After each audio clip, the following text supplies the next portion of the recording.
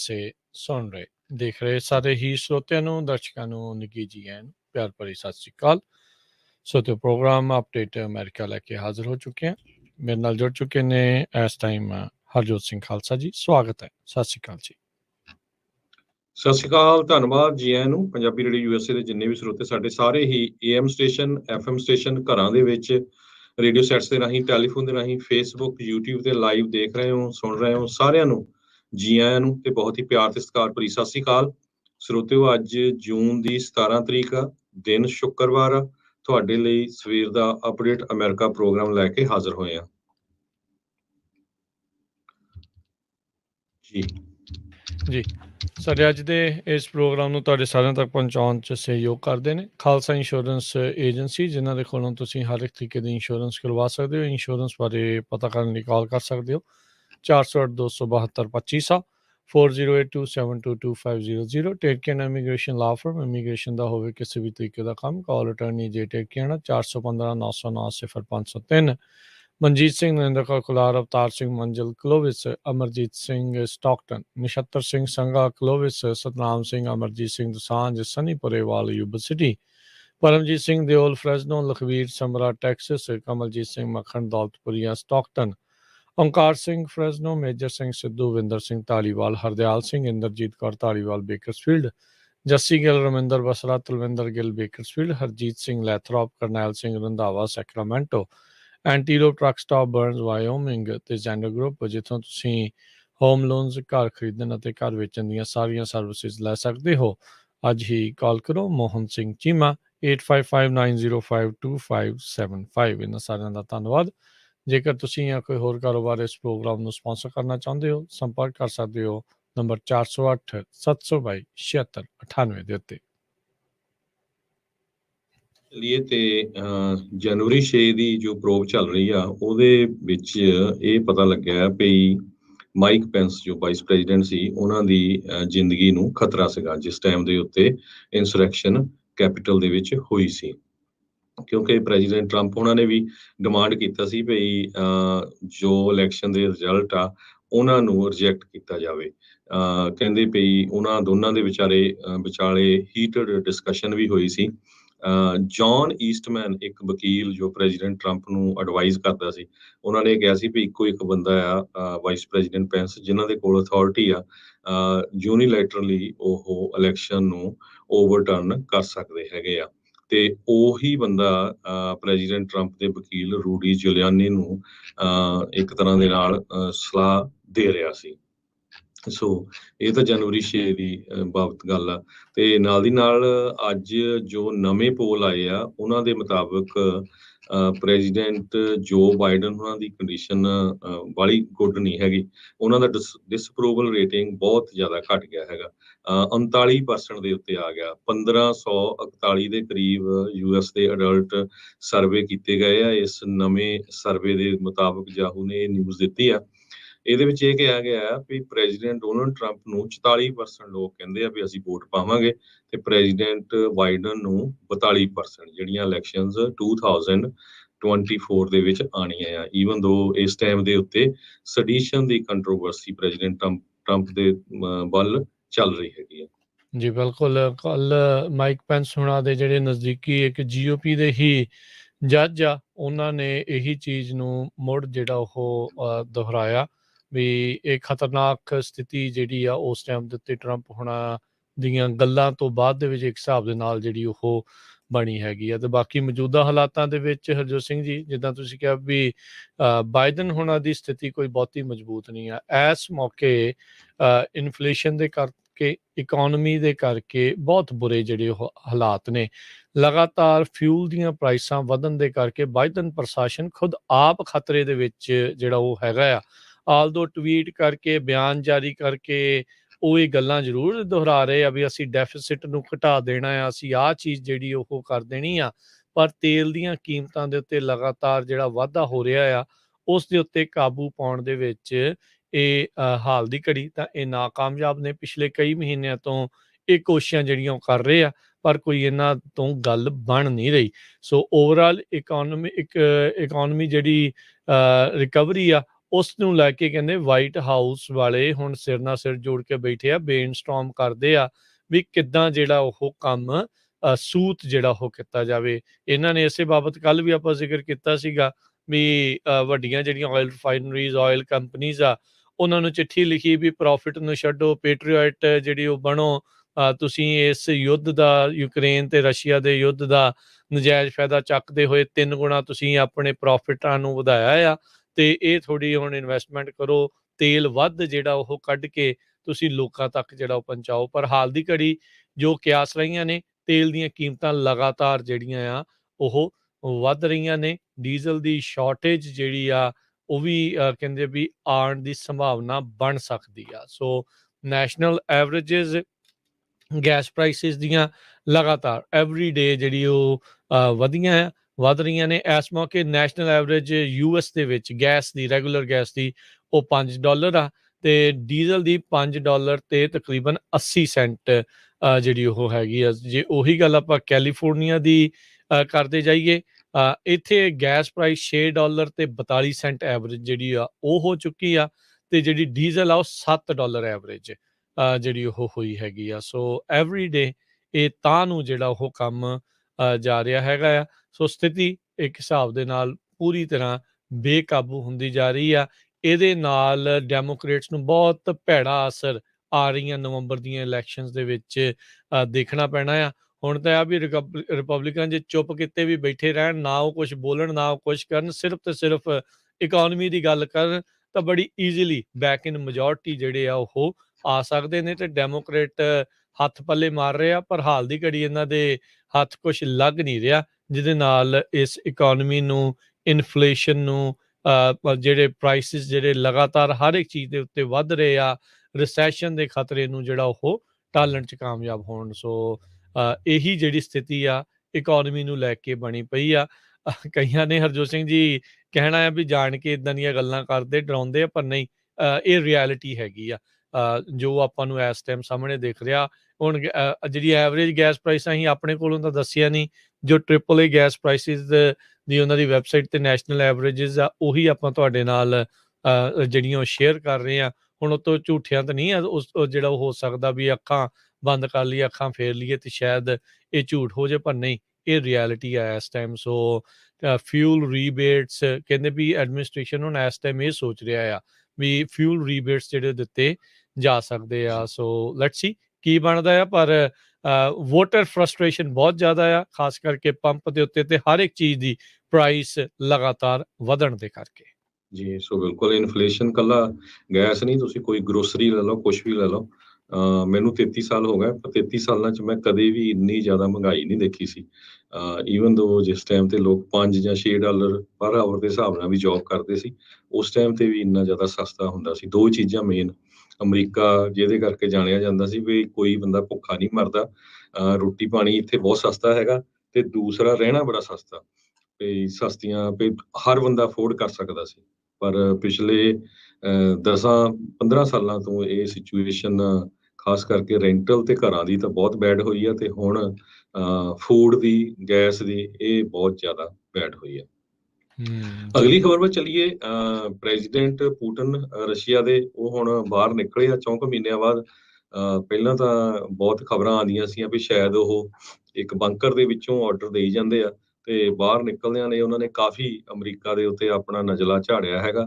ਤੇ ਉਹ ਕਹਿੰਦੇ ਆ ਵੀ ਜਦੋਂ ਤੋਂ ਹੀ ਕੋਲਡ ਵਾਰ ਖਤਮ ਹੋਇਆ ਤੇ USA ਨੇ ਆਪਣੇ ਆਪ ਨੂੰ ਗੋਡ ਦਾ ਰਿਪਰੈਜ਼ੈਂਟੇਟਿਵ ਧਰਤੀ ਦੇ ਉੱਤੇ ਪੇਸ਼ ਕਰ ਦਿੱਤਾ, ਤੇ ਉਹ ਆਪਣੇ ਆਪ ਨੂੰ ਯੂਨੀਲੈਟਰਲੀ ਯੂਨੀਪੋਲਰ ਵਰਲਡ ਦੇ ਵਿੱਚ ਉਹ ਸਮਝ ਰਹੇ ਆ, ਤੇ ਇਹ ਇਸ ਦਾ ਹੁਣ ਐਂਡ ਹੈਗਾ ਆ।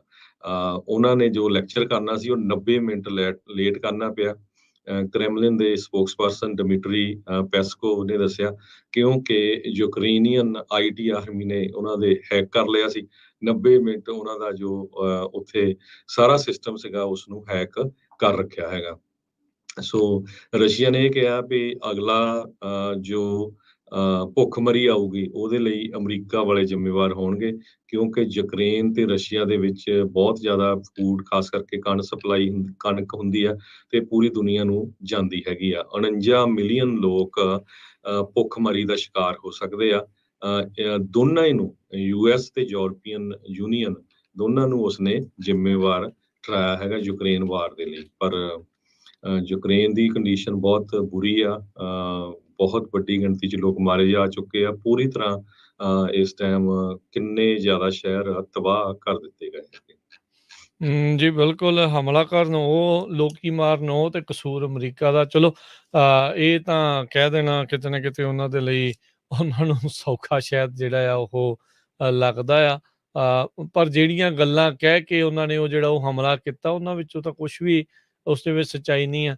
ਹੁਣ ਫੂਡ ਗ੍ਰੇਨ ਦੇ ਉੱਤੇ ਹਰਜੋਤ ਸਿੰਘ ਜੀ, ਉਹਨਾਂ ਦੇ ਯੂਕਰੇਨ ਦੇ ਉੱਤੇ ਇਹ ਚੋਰੀ ਕਰਕੇ ਉਹਨੂੰ ਆਪ ਮਾਰਕੀਟ 'ਚ ਵੇਚ ਕੇ ਬਿਲੀਅਨਸ ਆਫ ਡਾਲਰ ਜਿਹੜੇ ਉਹਨਾਂ ਨੇ ਕਮਾਏ ਹੈਗੇ ਆ। ਉਧਰਲੇ ਪਾਸੇ ਰੂਸ ਨੇ ਤੇਲ ਦੀਆਂ ਜਿਹੜੀ ਸ਼ਾਰਟੇਜਿਸ ਕਰਕੇ ਯੂਰਪ ਦੇ ਵਿੱਚ ਉਹਨਾਂ ਦਾ ਵੀ ਧੂੰਆਂ ਜਿਹੜਾ ਇਸ ਟਾਈਮ ਕੱਢਿਆ ਪਿਆ ਆ। ਯੂਰਪੀਅਨ ਲੀਡਰ ਕੱਲ੍ਹ ਹੀ ਜਿਹੜਾ ਉਹ ਆਖ ਰਹੇ ਸੀਗੇ ਵੀ ਭਾਈ ਕਿਸ ਤਰੀਕੇ ਦੇ ਨਾਲ ਜਿਹੜਾ ਰੂਸ ਆ ਉਹ ਤੇਲ ਨੂੰ ਇੱਕ ਹਥਿਆਰ ਦੇ ਵਜੋਂ ਜਿਹੜਾ ਆ ਉਹ ਵਰਤ ਰਿਹਾ ਹੈਗਾ ਆ। ਸੋ ਹੁਣ ਅੱਗੇ ਕੀ ਬਣਨ ਜਾ ਰਿਹਾ ਆ, ਸਥਿਤੀ ਕਿੱਦਾਂ ਦੀ ਹੋਊਗੀ, ਇਹ ਦੇਖਣ ਵਾਲੀ ਗੱਲ ਆ। ਪ੍ਰੋਬਲਮ ਕੀ ਹੁੰਦੀ ਆ ਹਰਜੋਤ ਸਿੰਘ ਜੀ, ਜਦੋਂ ਸ਼ੁਰੂਆਤੀ ਦੌਰ ਦੇ ਵਿੱਚ ਲੜਾਈ ਚੱਲਦੀ ਆ, ਹੁਣ ਤਾਂ ਸਾਰੇ ਜਣੇ ਯੂਕਰੇਨ ਦਾ ਸਾਥ, ਅਮਰੀਕਾ ਵੀ ਤੇ ਯੂਰਪੀਅਨ ਸੰਘ ਵੀ ਜਿਹੜਾ ਉਹ ਦਈ ਜਾਂਦਾ ਹੈਗਾ। ਮੈਜੋਰਟੀ ਯੂਰਪੀਅਨ ਮੁਲਕ ਜਿਹੜੇ ਉਹ ਦਈ ਜਾਂਦੇ ਆ।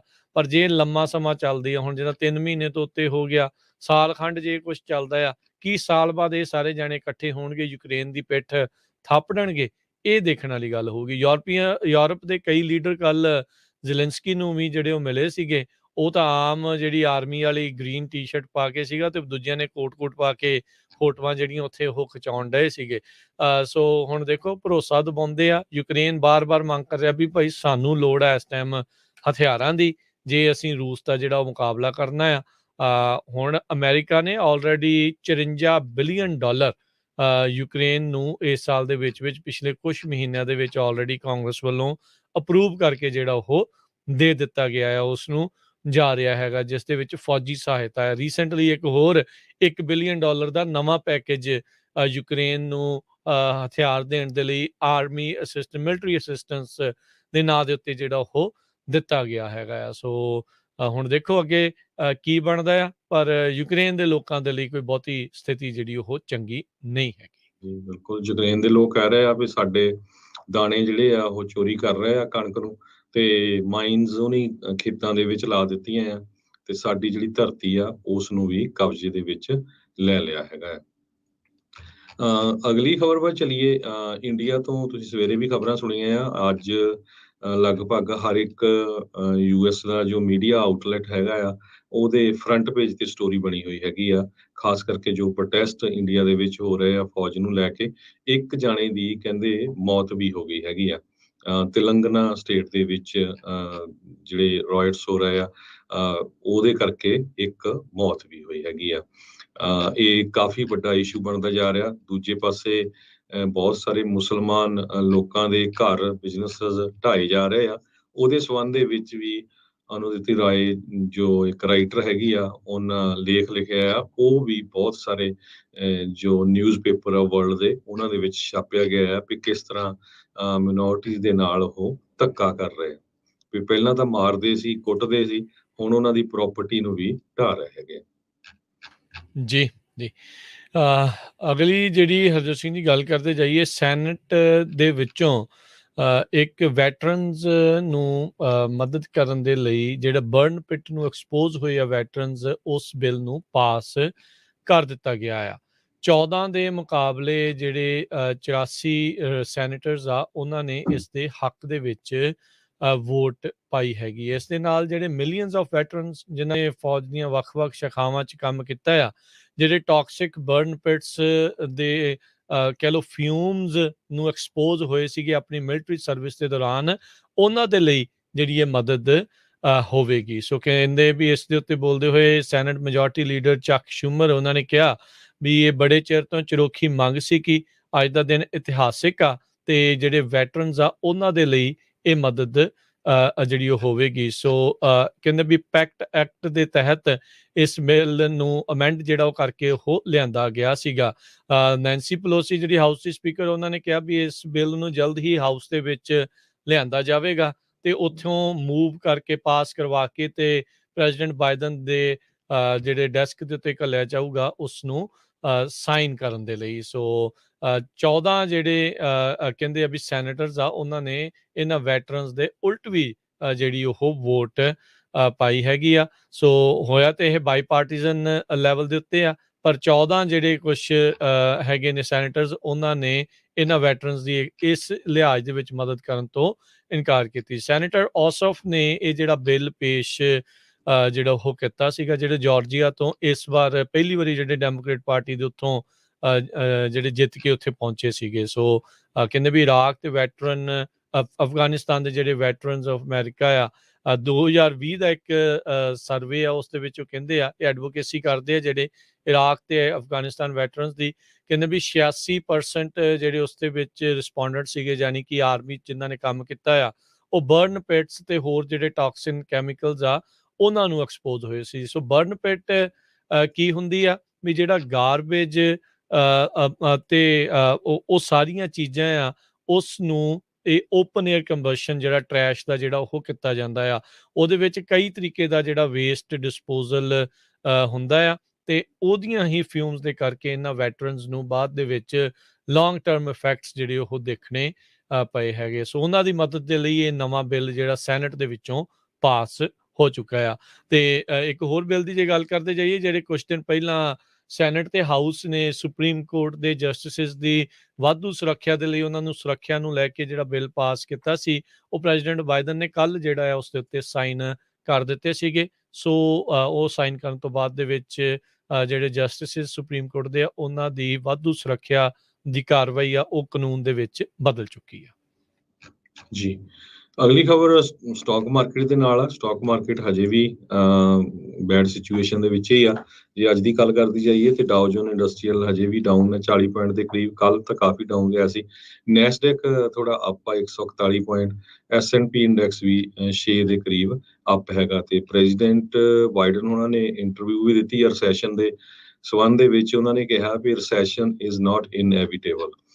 ਕਹਿੰਦੇ ਵੀ 2 ਸਾਲਾਂ ਦੇ ਵਿੱਚ ਕਰੋਨਾ ਵਾਇਰਸ ਤੇ ਹੁਣ ਰਸ਼ੀਆ ਤੇ ਯੂਕਰੇਨ ਦੀ ਜੰਗ, ਇਹ ਸਾਰਾ ਕੁਝ ਤੇ ਲੋਕਾਂ ਦਾ ਵੀ ਮੋਰਲ ਬਹੁਤ ਡਾਊਨ ਹੈਗਾ। Really American peoples are really down.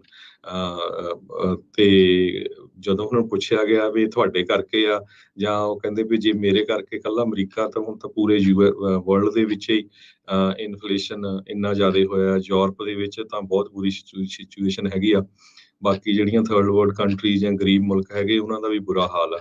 ਸੋ ਜਿਸ ਤਰ੍ਹਾਂ ਮੈਂ ਕੱਲ ਵੀ ਤੁਹਾਡੇ ਨਾਲ ਸਾਂਝੀ ਕੀਤੀ ਸੀ ਖਬਰ, ਕਿਸ ਤਰ੍ਹਾਂ ਜਾਰਜ ਸੋਰੋਸ ਉਹ ਕਹਿ ਰਿਹਾ ਵੀ ਇਹ ਡਿਪਰੈਸ਼ਨ ਵੀ ਆ ਸਕਦਾ ਹੈਗਾ। ਤੇ ਖਾਸ ਕਰਕੇ ਜੋ ਗਰੀਬ ਮੁਲਕ ਹੈਗੇ ਆ, ਉੱਥੇ ਭੁੱਖਮਰੀ ਬਹੁਤ ਹੋ ਸਕਦੀ ਹੈਗੀ ਆ। ਜੀ ਜੀ, ਮੋਂਟੇਨਾ ਦੇ ਗਵਰਨਰ ਗ੍ਰੈਗ ਗਾਇਨਫੋਰਟੇ, ਉਹਨਾਂ ਦੀ ਆਲੋਚਨਾ ਜਿਹੜੀ ਉਹ ਹੋ ਰਹੀ ਆ। ਮੋਂਟੇਨਾ ਦੇ ਵਿੱਚ ਫਲੱਡਿੰਗ ਹਿਸਟੋਰਿਕ ਇਤਿਹਾਸਕ ਤੌਰ ਦੇ ਉੱਤੇ ਚੱਲ ਰਹੀ ਆ, ਜਿਸ ਕਰਕੇ ਯੈਲੋਸਟੋਨ ਨੈਸ਼ਨਲ ਪਾਰਕ ਆ ਉਸ ਨੂੰ ਬੰਦ ਕਰਨਾ ਪਿਆ। ਮਿਲੀਅਨਸ ਆਫ ਡਾਲਰ ਦਾ ਜਿਹੜਾ ਉਹ ਡੈਮੇਜ ਹੋਇਆ ਆ। 6 ਦਿਨਾਂ ਬਾਅਦ ਕਹਿੰਦੇ ਆ ਵੀ ਉਹ ਵਾਪਸ ਘਰ ਮੋਂਟੇਨਾ ਨੂੰ ਜਿਹੜਾ ਹੁਣ ਪਰਤ ਰਹੇ ਹੈਗੇ ਆ। ਕਹਿੰਦੇ ਵੀ ਉਹ ਪਿਛਲੇ ਹਫਤੇ ਹੀ ਮੁਲਕ ਨੂੰ ਜਿਹੜਾ ਉਹ ਛੱਡ ਕੇ ਗਏ ਸੀ। ਕਹਿੰਦੇ ਵੀ ਆਪਣੇ ਪਰਸਨਲ ਟ੍ਰਿਪ ਦੇ ਉੱਤੇ ਗਏ ਸੀਗੇ, ਜਿਹੜਾ ਆਪਣੀ ਵਾਈਫ ਦੇ ਨਾਲ ਉਹਨਾਂ ਨੇ ਉਲੀਕਿਆ ਹੋਇਆ ਸੀ ਲੰਮੇ ਚਿਰ ਤੋਂ। ਪਰ ਆਪਣੇ ਜਿਹੜੇ ਕੌਂਸਟੀਚੁਐਂਟਸ ਆ, ਆਪਣੇ ਸੂਬੇ ਦੇ ਜਿਹੜੇ ਲੋਕਾਂ ਦੇ ਨਾਲ ਜੋ ਦੁਰਦਸ਼ਾ ਹੋ ਰਹੀ ਆ, ਉਸ ਨੂੰ ਦੇਖਦੇ ਹੋਏ ਵੀ ਵਾਪਸ ਛੱਡ ਕੇ ਨਹੀਂ ਆਏ। ਇਹ ਸੇਮ ਥਿੰਗ ਜਿੱਦਾਂ ਟੈਕਸਸ ਵਾਲਾ ਟੈਡ ਕਰੂਜ਼, ਜਦੋਂ ਬਿਜਲੀ ਗਈ ਸੀ, ਲੋਕ ਮਰ ਰਹੇ ਸੀਗੇ ਟੈਕਸਸ, ਤੇ ਉਹ ਭੱਜ ਕੇ ਜਿਹੜਾ ਕੈਨਕਨ ਦੇ ਵਿੱਚ ਮੈਕਸੀਕੋ ਦੇ ਵਿੱਚ ਉਹ ਚਲਾ ਗਿਆ ਸੀਗਾ। ਸੋ ਹੁਣ ਦੇਖੋ ਅੱਗੇ ਕੀ ਬਣਦਾ। ਪਰ ਲੋਕ ਇਹੋ ਜਿਹੀਆਂ ਚੀਜ਼ਾਂ ਨੂੰ ਨੋਟ ਕਰਦੇ ਵੀ ਭਾਈ ਔਖੇ ਵੇਲੇ ਕੌਣ ਜਿਹੜਾ ਉਹ ਸਾਡੇ ਨਾਲ ਇਹ ਖੜਦਾ ਆ। ਉਧਰ ਇਹ ਕਿਹਾ ਗਿਆ ਵੀ ਮੋਂਟੇਨਾ ਡਿਜ਼ਾਸਟਰ ਡੈਕਲੇਰੇਸ਼ਨ ਉਸ ਨੂੰ ਅਪਰੂਵ ਕਰ ਦਿੱਤਾ ਗਿਆ ਆ ਵਾਈਟ ਹਾਊਸ ਦੇ ਜਿਹੜਾ ਉਹ ਦੁਆਰਾ। ਸੋ ਕਹਿੰਦੇ ਵੀ ਜਿੰਨੀ ਦੇਰ ਤੱਕ ਉੱਥੋਂ ਦੇ ਗਵਰਨਰ ਵਾਪਸ ਪਹੁੰਚ ਰਹੇ ਸੀ, ਉਸ ਤੋਂ ਪਹਿਲਾਂ ਹੀ ਵਾਈਟ ਹਾਊਸ ਨੇ ਇਸ ਨੂੰ ਡਿਜ਼ਾਸਟਰ ਜਿਹੜਾ ਉਹ ਘੋਸ਼ਿਤ ਕਰ ਦਿੱਤਾ ਆ। ਸੋ ਐਕਸਟ੍ਰੀਮ ਫਲੱਡਿੰਗ ਦੇ ਨਾਲ ਕਹਿੰਦੇ ਵੀ ਯੈਲੋਸਟੋਨ ਦੀ ਨੈਸ਼ਨਲ ਪਾਰਕ ਆ, ਉਸ ਦੀ ਸੀਨਰੀ ਦੇ ਉੱਤੇ ਵੀ ਜਿਹੜਾ ਵੱਡਾ ਅਸਰ ਇੱਕ ਹਿਸਾਬ ਦੇ ਨਾਲ ਫਰਕ ਪਵੇਗਾ। ਸੋ ਕੀ ਜਿਹੜਾ ਹਰਜੋਤ ਸਿੰਘ ਜੀ ਬਣੂਗਾ, ਸਥਿਤੀ ਕਾਫੀ ਮਾੜੀ ਆ, ਕਿਉਂਕਿ ਯੈਲੋਸਟੋਨ ਰਿਵਰ ਦੇ ਉੱਤੇ ਕੋਈ ਕਿਸੇ ਵੀ ਤਰੀਕੇ ਦਾ ਕੋਈ ਬੰਨ ਨਹੀਂ ਆ। ਜਿਹੜੇ ਵੀ ਰਿਵਰ ਦੇ ਇਰਦ ਗਿਰਦ, ਦਰਿਆ ਦੇ ਲਾਗੇ ਛਾਗੇ ਕਈ ਘਰ ਸੀਗੇ, ਕੈਬਨ ਸੀਗੇ, ਕਈ ਮਡ ਸਲਾਈਡਸ, ਰੌਕ ਸਲਾਈਡਸ ਦੇ ਨਾਲ ਨਾਲ ਜਿਹੜੀ ਧਰਤੀ ਆ, ਦਰਿਆ ਨੇ ਜਿਹੜਾ ਉਹ ਪੱਟ ਕੇ ਜਿਹੜੀ ਉਹ ਲੈ ਗਈ, ਤੇ ਉਹ ਘਰ ਪਾਣੀ ਦੀ ਭੇਂਟ, ਇਸ ਦਰਿਆ ਦੀ ਭੇਂਟ ਜਿਹੜੇ ਉਹ ਚੜ ਚੁੱਕੇ ਨੇ। ਤੇ ਜੇ ਕੈਲੀਫੋਰਨੀਆ ਦੀ ਗੱਲ ਕਰਦੇ ਜਾਈਏ, ਕੈਲੀਫੋਰਨੀਆ 'ਚ ਕਹਿੰਦੇ ਵੀ ਕੁਛ ਏਰੀਏ ਆ ਜਿੱਥੇ ਸਭ ਤੋਂ ਵਰਸਟ ਏਅਰ ਕੁਆਲਿਟੀ ਹੈਗੀ ਆ ਪੂਰੇ ਮੁਲਕ ਦੇ ਮੁਕਾਬਲੇ ਜੇ ਦੇਖਿਆ ਜਾਵੇ। ਤੇ ਇਹ ਸਭ ਤੋਂ ਵੱਡੀ ਪ੍ਰੋਬਲਮ ਸਨ ਮੈਕੀਨ ਵੈਲੀ ਦੇ ਵਿੱਚ ਹੈਗੀ ਆ। 40% ਦੇ ਕਰੀਬ ਲੋਕ ਜੋ ਇਹਨਾਂ ਜਗ੍ਹਾ ਦੇ ਵਿੱਚ ਰਹਿੰਦੇ ਆ ਜਿੱਥੇ ਏਅਰ ਕੁਆਲਿਟੀ ਜਾਂ ਤਾਂ ਫੇਲਿੰਗ ਗ੍ਰੇਡ ਲੈਵਲ ਤੇ ਆ ਜਾਂ ਅਨਹੈਲਥੀ ਲੈਵਲ ਦੇ ਉੱਤੇ ਹੈਗੀ ਆ। ਕੈਲੀਫੋਰਨੀਆ ਦੇ ਵਿੱਚ ਸਨ ਮੈਕੀਨ ਵੈਲੀ 'ਚ ਆਇਲ ਪ੍ਰੋਡਕਸ਼ਨ ਕਰਕੇ, ਐਗਰੀਕਲਚਰ ਕਰਕੇ, ਵੇਅਰ ਹਾਊਸ ਡਿਸਟ੍ਰੀਬਿਊਸ਼ਨ ਬਹੁਤ ਸਾਲਾਂ ਤੋਂ, ਤੇ ਇਹ EPA ਨੇ ਦੱਸਿਆ ਆ ਵੀ ਇਹ ਏਰੀਆ ਏਅਰ ਕੁਆਲਿਟੀ ਦੇ ਲਈ ਬਹੁਤ ਬੈਡ ਹੈਗਾ। ਤੇ ਹੁਣ ਗਰਮੀਆਂ ਆ ਤੇ ਸਾਰਿਆਂ ਨੂੰ ਜਿਹੜਾ ਆ ਇਸ ਦਾ ਧਿਆਨ ਰੱਖਣਾ ਚਾਹੀਦਾ ਜਦੋਂ ਵੀ ਤੁਸੀਂ ਬਾਹਰ ਨਿਕਲਣਾ ਹੈਗਾ ਹੈ। ਜੀ, ਆਪਾਂ ਇੱਥੇ ਇੱਕ ਲਵਾਂਗੇ ਬ੍ਰੇਕ, ਤੇ ਬ੍ਰੇਕ ਤੋਂ ਬਾਅਦ ਦੇ ਵਿੱਚ ਗੱਲਾਂ ਬਾਤਾਂ, ਖਬਰਾਂ ਦਾ ਸਿਲਸਿਲਾ ਜਿਹੜਾ ਆ ਉਹ ਜਾਰੀ ਰਹੇਗਾ। ਪੰਜਾਬੀ ਰੇਡੀਓ USA ਸੁਣ ਰਹੇ ਸਾਰੇ ਸਰੋਤਿਆਂ ਨੇ ਇੱਕ ਵਾਰੀ ਫਿਰ ਨਿੱਘੀ ਜੀ ਨੂੰ ਸਭ ਦਾ ਸਵਾਗਤ ਹੈ। ਹਰਜੋਤ ਸਿੰਘ ਜੀ, ਸਵਾਗਤ ਹੈ। ਸਤਿ ਸ਼੍ਰੀ ਅਕਾਲ ਜੀ। ਸਤਿ ਸ਼੍ਰੀ ਅਕਾਲ, ਧੰਨਵਾਦ ਜੀ ਆਇਆਂ ਨੂੰ। ਤੇ ਹਰਜੋਤ ਸਿੰਘ ਜੀ, ਆਪਣੇ ਨਾਲ ਇਸ ਟਾਈਮ ਜਗਾਰਾ ਮੂਵਮੈਂਟ ਤੋਂ ਜਸਲੀਨ ਕੌਰ ਜਿਹੜੇ ਉਹ ਜੁੜ ਚੁੱਕੇ ਆ, ਤੇ ਉਹ ਆਪਾਂ ਜਿੱਦਾਂ ਟਰੱਕਿੰਗ ਦੇ ਬਾਰੇ ਹਮੇਸ਼ਾ ਦੱਸਦੇ ਰਹਿੰਦੇ ਵੀ ਕੁਛ ਨਾ ਕੁਛ ਉਹਨਾਂ ਨੂੰ ਕੀਆਂ ਸਮੱਸਿਆਵਾਂ ਦਾ ਜਿਹੜਾ ਉਹ ਸਾਹਮਣਾ ਕਰਨਾ ਜਿਹੜਾ ਉਹ ਪੈ ਰਿਹਾ ਆ। ਸੋ ਉਸ ਦੇ ਬਾਬਤ ਇੱਕ ਇਹਨਾਂ ਨੇ ਟਰੱਕਰਸ ਦੀ ਮੀਟਿੰਗ ਜਿਹੜੀ ਉਹ ਰੱਖੀ ਆ, ਉਸ ਦੇ ਵਿੱਚ ਡਿਸਕਸ਼ਨ ਜਿਹੜੀ ਉਹ ਕਰਨਾ ਚਾਹੁੰਦੇ ਉਹਨਾਂ ਮੁੱਦਿਆਂ ਦੇ ਬਾਰੇ। ਆਓ ਜਾਣਦੇ ਹਾਂ ਕਿਸ ਦੇ ਨਾਲ ਕੀ ਆ ਤੇ ਕੀ ਇਸ ਦੇ ਪਿੱਛੇ ਮਕਸਦ ਆ, ਕੀ ਅਚੀਵ ਇਸ ਦੇ ਨਾਲ ਇਹ ਕਰਨਾ ਚਾਹੁੰਦੇ ਨੇ। ਜਸਲੀਨ ਕੌਰ ਜੀ, ਸਵਾਗਤ ਹੈ। ਵਾਹਿਗੁਰੂ ਜੀ ਕਾ ਖਾਲਸਾ, ਵਾਹਿਗੁਰੂ ਜੀ ਕੀ ਫਤਿਹ। ਵਾਹਿਗੁਰੂ ਜੀ ਕਾ ਖਾਲਸਾ, ਵਾਹਿਗੁਰੂ ਜੀ ਕੀ ਫਤਿਹ। ਸਤਿ ਸ਼੍ਰੀ ਅਕਾਲ ਜੀ ਸਾਰਿਆਂ ਨੂੰ। ਮੇਰਾ ਨਾਮ ਜਸਲੀਨ ਕੌਰ, ਮੈਂ ਜਕਾਰਾ ਮੂਵਮੈਂਟ ਵੱਲੋਂ ਆਪਣੇ ਟਰੱਕਾਂ ਵਾਲੇ ਵੀਰਾਂ ਤੇ ਭੈਣਾਂ ਨੂੰ ਸੱਦਾ ਦੇ ਰਹੀ ਹਾਂ। ਇਸ ਐਤਵਾਰ 19 ਜੂਨ ਨੂੰ ਅਸੀਂ ਮੀਟਿੰਗ ਕਰ ਰਹੇ ਹਾਂ ਨਵੇਂ ਸੈਮੀ ਇਲੈਕਟ੍ਰਿਕ ਟਰੱਕਸ ਬਾਰੇ ਫ੍ਰੈਸਨੋ ਵਿੱਚ। ਆਪਣੇ ਸਟੇਟ ਆਫ ਕੈਲੀਫੋਰਨੀਆ ਨੇ ਜ਼ੀਰੋ ਐਮਿਸ਼ਨ ਵਹੀਕਲ ਪ੍ਰੋਗਰਾਮ ਸ਼ੁਰੂ ਕੀਤਾ ਹੈ, ਜਿਸ ਵਿੱਚ ਇਲੈਕਟ੍ਰਿਕ ਬੈਟਰੀ ਪਾਵਰ ਟਰੱਕਸ ਚੱਲਣਗੇ। ਅਸੀਂ ਜਕਾਰਾ ਵੱਲੋਂ ਇਹ ਮੀਟਿੰਗ ਰੱਖ ਰਹੇ ਹਾਂ ਤਾਂ ਕਿ ਆਪਣੇ ਟਰੱਕਾਂ ਵਾਲੇ ਵੀਰ ਤੇ ਭੈਣਾਂ ਨੂੰ ਇਹ ਇਲੈਕਟ੍ਰਿਕ ਟਰੱਕਸ ਬਾਰੇ ਜਾਣਕਾਰੀ ਦੇ ਸਕੀਏ। ਬਹੁਤ ਜ਼ਰੂਰੀ ਹੈ ਕਿ ਆਪਣੇ ਟਰੱਕਿੰਗ ਇੰਡਸਟਰੀ ਨੂੰ ਇਲੈਕਟ੍ਰਿਕ ਵਹੀਕਲਸ ਤੇ ਰੈਗੂਲੇਸ਼ਨਸ ਬਾਰੇ ਪਤਾ ਹੋਵੇ, ਕਿਉਂਕਿ ਇਹ ਆਪਣੇ ਆਉਣ ਵਾਲੇ ਸਮੇਂ ਤੇ ਬਹੁਤ ਅਸਰ ਪਾਉਣਗੇ। ਇਹ ਮੀਟਿੰਗ ਦਿਨ ਐਤਵਾਰ 19 ਜੂਨ ਨੂੰ ਯੂਥ ਸੈਂਟਰ ਫ੍ਰੈਸਨੋ ਵਿੱਚ ਹੋਵੇਗੀ, ਦੁਪਹਿਰ ਦੇ 1:30 ਵਜੇ ਤੋਂ ਲੈ ਕੇ 3 ਵਜੇ ਤੱਕ। ਐਡਰੈਸ ਹੈਗਾ 5470 West Spruce Avenue, number 103, Fresno, California 93722। ਤੇ ਜੇ ਤੁਸੀਂ ਇਸ ਟਾਈਮ ਐਡਰੈਸ ਨਹੀਂ ਨੋਟ ਕਰ ਸਕਦੇ ਤਾਂ ਤੁਸੀਂ ਗੂਗਲ ਤੇ ਜਾ ਕੇ ਜਕਾਰਾ ਮੂਵਮੈਂਟ ਸਰਚ ਕਰੋ ਤੇ ਉੱਥੇ ਤੁਹਾਨੂੰ ਐਡਰੈਸ ਮਿਲ ਜਾਏਗਾ। ਸੋ ਜਸਲੀਨ, ਸੌਰੀ ਮੈਂ ਤੁਹਾਨੂੰ ਵਿੱਚ ਕੱਟ ਰਿਹਾ। ਸੋ ਇਸ ਦੇ ਵਿੱਚ ਕੀ ਸਿਰਫ ਉਹਨਾਂ ਨੂੰ ਰੈਗੂਲੇਸ਼ਨ ਦੱਸਣੀ ਹੈ ਜਾਂ ਇਹਨਾਂ ਦੇ ਜਿਹੜੇ ਕੰਸਰਨਸ ਆ ਉਹ ਉਹਨਾਂ ਅਧਿਕਾਰੀਆਂ ਤੱਕ ਵੀ ਪਹੁੰਚਾਉਣੇ, ਵੀ ਟਰੱਕਿੰਗ ਵਾਲੇ ਕੀ ਸੋਚਦੇ ਨੇ ਇਹ ਇਲੈਕਟ੍ਰਿਕ ਵਹੀਕਲਸ, ਸੈਮੀ ਟਰੱਕਸ ਨੂੰ ਜਿਹੜਾ ਉਹ ਲੈ ਕੇ? ਹਾਂਜੀ, ਸੋ ਅਸੀਂ ਇਹਨਾਂ ਨੂੰ, ਆਪਣੇ ਕਮਿਊਨਿਟੀ ਨੂੰ, ਆਪਾਂ ਵੀਰਾਂ ਭੈਣਾਂ ਨੂੰ ਆਪਾਂ ਇਨਫੋਰਮ ਵੀ ਕਰਨਾ ਵੀ ਉਹਨਾਂ ਕੋਲ ਕੋਈ ਕੁਐਸਚਨਸ ਆ ਵੀ ਇਲੈਕਟ੍ਰਿਕ ਟਰੱਕਸ ਹੈ ਕੀ ਤੇ ਕਦੋਂ ਆ ਰਹੇ ਨੇ, ਕਿੱਦਾਂ ਚੱਲਣਗੇ। ਤੇ ਅਸੀਂ ਇੱਕ ਸਰਵੇ ਵੀ ਬਣਾਈ ਹੋਈ ਆ ਤੇ ਉਸ ਵਿੱਚ ਅਸੀਂ ਆਪਣੇ ਸਾਰੇ ਵੀਰਾਂ ਭੈਣਾਂ ਦੇ ਚਿੰਤਾਵਾਂ ਵੀ ਉਸ ਸਰਵੇ ਵਿੱਚ ਲਿਖ ਰਹੇ ਹਾਂ। ਤੇ ਅਸੀਂ ਇਹ ਸਰਵੇ ਆਪਣੇ ਸਟੇਟ ਆਫ ਕੈਲੀਫੋਰਨੀਆ ਨੂੰ ਆਪਾਂ ਰਿਪੋਰਟ ਕਰਨੀ ਹੈ, ਸਰਵੇ ਦੇ ਰਿਜ਼ਲਟਸ। ਓਕੇ, ਸੋ ਕਦੋਂ ਤੱਕ ਇਹ ਸਰਵੇ ਚੱਲਦਾ ਰਹਿਣਾ ਹੈ? ਹਾਂਜੀ, ਇਹ ਸਰਵੇ ਜਿੰਨਾ ਚਿਰ ਤੱਕ ਆਪਣੇ ਹੈਗੀ ਆ ਗੋਲ ਵੀ ਆਪਾਂ 1500 ਲੋਕਾਂ ਦੀ ਸਰਵੇ ਕਲੈਕਟ ਕਰੀ, ਫਿਰ ਅਸੀਂ ਇਹ ਅੱਗੇ ਰਿਪੋਰਟ ਕਰਨੀ ਹੈ। ਸੋ ਸਰਵੇ ਕਰ ਕਿੱਥੇ ਸਕਦੇ ਹਾਂ? ਕੋਈ ਵੈਬਸਾਈਟ ਆ ਉਹਦੇ ਤੇ ਕਰਨਾ ਆ ਜਾਂ ਇਨ ਪਰਸਨ ਹੀ ਹੁੰਦਾ ਹੈ ਜਾਂ ਕਿੱਦਾਂ ਹੈ, ਉਹ ਕਿੱਥੇ ਕਰ ਸਕਦਾ ਹੈ ਕੋਈ ਇਹ ਸਰਵੇ? ਹਾਂਜੀ, ਅਸੀਂ ਸਰਵੇ ਦੀ ਵੈਬਸਾਈਟ ਵੀ ਬਣਾਈ ਆ, ਮੈਂ ਇਸ ਬਾਰੇ ਅੱਗੇ ਤੁਹਾਨੂੰ ਦੱਸਣਾ। ਐਂਡ ਅਸੀਂ ਸਰਵੇ, ਤੁਸੀਂ ਜਦੋਂ ਤੁਸੀਂ ਮੀਟਿੰਗ ਤੇ ਸਾਨੂੰ ਮਿਲੋਗੇ, ਅਸੀਂ ਪ੍ਰਿੰਟ ਆਊਟ ਵੀ ਕੀਤੀ ਹੋਈ ਹੈ ਸਰਵੇ ਤੇ। ਜੇ ਤੁਸੀਂ ਨਹੀਂ ਆਨਲਾਈਨ ਪੜ੍ਹ ਸਕਦੇ, ਤੁਸੀਂ ਹਾਰਡ ਕਾਪੀ ਤੇ ਵੀ ਪੈਨ ਤੇ ਪੇਪਰ ਨਾਲ ਤੁਸੀਂ ਸਰਵੇ ਪੜ੍ਹ ਸਕਦੇ ਹੋ।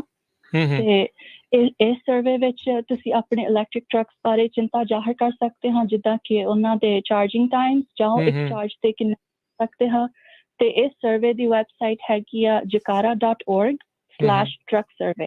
ਓਕੇ ਸੋ ਬਿਲਕੁਲ ਟਰੱਕਰਸ ਜਿੰਨੇ ਵੀ ਸਾਡੇ ਟਰੱਕਰਸ ਦੇ ਵੀਰ ਭੈਣ ਸੁਣ ਰਹੇ ਆ ਸੋ ਆਉਂਦੇ ਐਤਵਾਰ ਨੂੰ 19 ਤਰੀਕ ਨੂੰ ਪਰਸੋਂ ਨੂੰ ਇਹਨਾਂ ਦੇ ਜਿਹੜਾ ਪਾਰਸ ਯੂਥ ਸੈਂਟਰ ਹੈਗਾ ਆ ਫਰੈਜ਼ਨੋ ਦੇ ਵਿੱਚ ਜਿਹੜਾ ਸ਼ਾਹ ਐਵਨਿਊ ਤੇ ਸਪਰੂਸ ਐਵਨਿਊ ਦੇ ਉੱਤੇ ਜਿਹੜਾ ਉਹ ਪੈਂਦਾ ਸੌਰੀ ਹਰੰਡਨ ਤੇ ਵਿੱਚੋਂ ਜਿਹੜੀ ਸਪਰੂਸ ਜਿਹੜੀ ਐਵਨਿਊ ਨਿਕਲਦੀ ਹੈ ਉਸ ਦੇ ਵਿੱਚ ਇਹ ਹੈਗਾ 99 ਦੇ ਦੂਜੇ ਪਾਸੇ ਜਦੋਂ ਵੈਸਟ ਵਾਲੇ ਪਾਸੇ ਨੂੰ ਉਧਰ ਨੂੰ ਜਾਂਦੇ ਆ ਉਧਰਲੇ ਪਾਸੇ ਨੂੰ ਇੱਧਰੋਂ ਕਾਫੀ ਹੱਦ ਤੱਕ ਉਧਰਲੇ ਪਾਸੇ ਨੂੰ ਜਦੋਂ ਜਾਂਦੇ ਆ ਤੇ ਉਧਰਲੇ ਪਾਸੇ ਆ ਸੋ ਤੁਸੀਂ ਜ਼ਰੂਰ ਜਿਹੜਾ ਜਾ ਕੇ ਸਰਵੇ ਤੇ ਆਪਣੀਆਂ ਜਿਹੜੀਆਂ ਚਿੰਤਾਵਾਂ ਜੇ ਤੁਹਾਨੂੰ ਲੱਗਦਾ ਆ ਤੁਹਾਨੂੰ ਕੀ ਲੱਗਦਾ ਵੀ ਬੈਨੀਫਿਸ਼ੀਅਲ ਆ ਨੁਕਸਾਨਦੇਹ ਹੋਊਗਾ ਬੈਟਰੀਆਂ ਜਦੋਂ ਯੂਜ਼ਡ ਅਪ ਹੋ ਗਈਆਂ ਕਿੱਥੇ ਸਿੱਟਣੀਆਂ ਆ ਇਨਵਾਇਰਨਮੈਂਟ ਦੇ ਉੱਤੇ ਇਸ ਦਾ ਕੀ ਅਸਰ ਆ ਇਲੈਕਟ੍ਰੀਸਿਟੀ ਕਿੱਦਾਂ ਆਉਣੀ ਆ એનર્ਜੀ ਕਿੱਦਾਂ ਪ੍ਰੋਡਿਊਸ ਹੋਣੀ ਆ ਇੰਨੀ ਜੇ ਉਹ ਹੋਣਾ ਸੋ ਆਪਣੀਆਂ ਜਿੰਨੀਆਂ ਵੀ ਚਿੰਤਾਵਾਂ ਸਵਾਲ ਜਵਾਬ ਜੋ ਵੀ ਆ ਇਸ ਮੀਟਿੰਗ ਦੇ ਵਿੱਚ ਜਾ ਕੇ ਤੁਸੀਂ ਡਿਸਕਸ ਕਰ ਸਕਦੇ ਹੈਗੇ ਆ ਸੋ ਇਹਨਾਂ ਦੀ ਜਕਾਰਾ ਵਾਲਿਆਂ ਦੀ ਕੋਸ਼ਿਸ਼ ਆ ਵੀ ਤੁਹਾਡੇ ਕੰਸਰਨਸ ਜਿਹੜੇ ਇੱਕ ਹਿਸਾਬ ਦੇ ਨਾਲ